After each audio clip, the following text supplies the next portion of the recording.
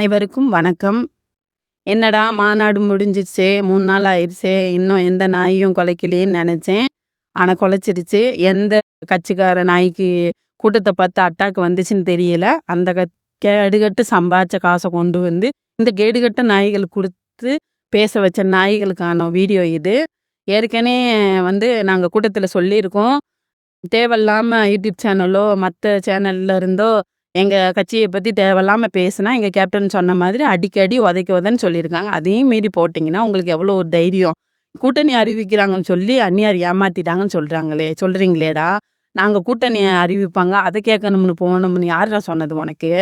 நாங்க இது ஒரு ஃபங்ஷன் மாதிரி நெனச்சு போனோம். எல்லா ஊர்ல இருந்து சொந்த பந்தம் எங்க சொந்த சொந்த பந்தத்த பார்க்குற மாரி ஒரு ஃபங்ஷன்னா எப்படி தாத்தா, பாட்டி, மாமா, மச்சான், அண்ணன், தம்பி, அக்கா, தங்கச்சின்னு பார்க்குற ஒரு ஆர்வம் இருக்குமோ, அதே ஆர்வம் 1 வாரமா எங்களுக்குள்ள இருந்துச்சு.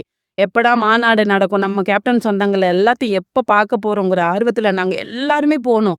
எல்லாருமே பார்த்தோம். அதுக்கு தான் நாங்க போனோம்னு ஒழிஞ்சு கூட்டணி அறிவிக்கிறாங்க. அத நான் கேட்க போனேன். எங்க அண்ணி என்ன முடிவு எடுக்குறாங்களோ, அந்த முடிவுக்கு தான் நாங்க கட்டுப்படுவோம். அவங்க பாதையில தான் நாங்க போவோம். நீ யார்றா சொல்றது? உனக்கு ஏன்டா இன்னும் அப்படியே கூட்டணி அறிவிக்கலையே, யாரு கூட போவாங்களோ, உங்களுக்கு ஏன்டா அட்டாக் வருது? நீங்க பொறுமையா இருங்கடா. எங்க அண்ணி பெண்ணா இருந்தா கூட அவ்ளோ தைரியமா இருக்கிறது. நீங்க மீச முளைச்சவங்க தான்டா. ஆம்பள தான்டா. உங்க முகத்துல மீச இருக்குதா இல்லையாடா? நீங்க எதுக்குடா பயப்படுறீங்க? உங்களுக்கு ஏன்டா எங்க அண்ணியார பார்த்து பயமா இருக்கு? ஐய்யய்யோ! கூட்டத்த சேர்த்துட்டாங்களேங்கிற ஒரு பயம் இருக்குதாக்கும்.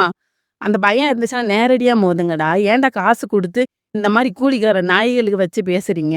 எதா இருந்தாலும் நேருக்கு நேரா மோதுங்க. நாங்க எப்படி நேருக்கு நேரா மோதுறோம், அதே மாரி நீங்க பாருங்க. அன்புக்கு மட்டும் தான் என்னைக்குமே கேப்டன் கட்சிக்காரவங்க. அத விட்டுட்டு தேவையில்லாம எங்கள சீண்டுனீங்கன்னு வச்சுக்கோங்க, புயலுக்கும், காற்றுக்கும், மழைக்கும் நீங்க தாங்குவீங்களா? அது மாரி நாங்க ஆரம்பிச்சா நீங்கலாம் தாங்க மாட்டீங்கடா. ஒழுக்கமா எப்படி இருக்கணுமோ அப்படி இருக்க பாருங்க. நன்றி.